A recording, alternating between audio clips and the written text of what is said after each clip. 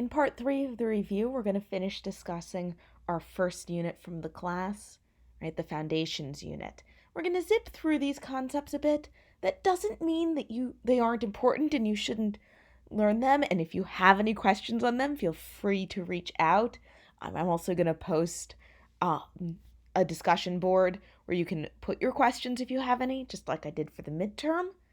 But I do want to go through these a little faster because I think they are more self-explanatory than some of the other concepts we've talked about, and I'd rather spend our time talking about the more complex issues. So, when the country was founded, right, we were founded by British colonists, and during the Revolutionary War, we didn't actually have a ratified form of government. But we did have the Articles of Confederation, which did end up ratified and became our sort of first constitution. But there were problems with the Articles of Confederation, right? Several different problems. One of the critical ones was that they couldn't raise taxes, and you need money to be able to run a country. Also didn't have a standing army, and this was important as a new country to be able to defend from enemies, both foreign and domestic. Right, this is what Shays' Rebellion illustrated. There were many other issues with the Articles as well. One issue was that it didn't have an executive. And that's kind of sensible at the time, right? They were fighting a war in part against a king. So they didn't want an executive who might have turned out to be like a king. But that caused a lot of problems. You do actually need an executive to run a country, right? So the Constitution created a unitary executive, that is, one single executive. Why did they do that? Why was it so important to have a unitary executive? Why was it such a problem to not have had one? Now, why the Constitution, right? We know why the Articles of Confederation weren't working, but why did we end up with the Constitution that we have? The transition certainly wasn't simple nor easy. So why did they bother? Well, because the Articles of Confederation were just that bad. And things like Shays' Rebellion did bring that to people's attention. Was it planned? No, right? When they got together at what we now call the Constitutional Convention, they were just planning on revising the Articles of Confederation. Drafting a whole new constitution wasn't the original plan. Now, once they did decide to draft the Constitution, it required so many different compromises. Things like the Great Compromise, which was between the New Jersey and the Virginia plans, or small states and big states, right? Things like the 3/5 Compromise, that log roll on slavery that we don't have a fancy name for. All sorts of different compromises had to go in.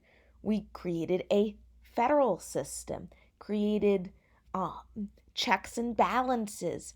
All these different compromises and strategies were created to create a constitution that wouldn't run the risk of creating a tyrannical government that, like we just fought a war against. Now, when you're doing compromises, it's much easier to make them when you are in private, right? So the Constitution was negotiated basically in secret, right? There were no reporters in the room. People weren't coming out every day. They didn't have like a press secretary who would come out at the end of the day and say, this is what we've talked about today in the Constitutional Convention, right?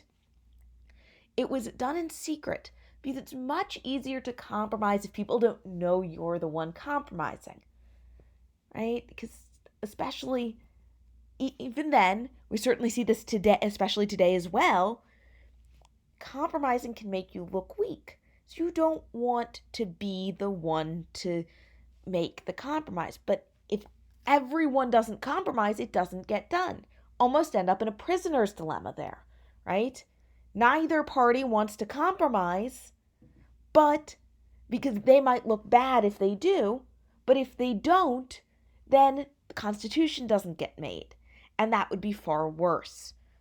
So to help facilitate them working together, to help the coordination of the two parties, to help this compromise come into being, you negotiate this in private so as to allow these two parties to make compromises without people seeing it.